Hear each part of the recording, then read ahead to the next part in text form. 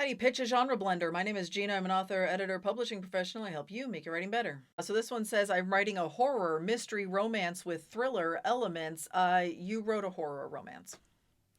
A horror has a mystery kind of inherent in it, in which we are like trying to figure out why this thing is happening. Thriller elements doesn't tell me anything. It just means that there's like suspense kind of happening on the page and things are ratcheting up in tension over the course of it.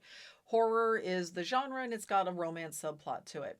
It's that simple. And this is what sort of happens where people like they overthink this, frankly, and they think that they have to pitch every single thing that is in their book. But no, we assume that there are subplots, that there are other genre elements.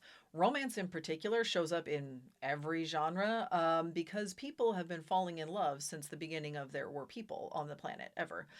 So, romance shows up in thrillers and suspense and horror and historical and fantasy and science fiction and literary and women's fiction and middle grade and young adult and dystopian and science. Like, all of them can have romance in them.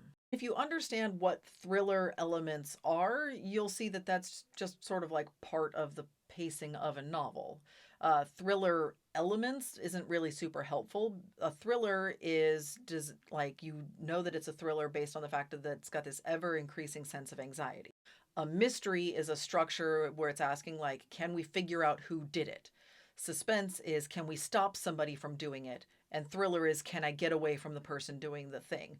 So though that's just like those elements in a horror. Yeah, I want to get away from the person doing the thing. And mystery, I need to figure out who it is doing this thing.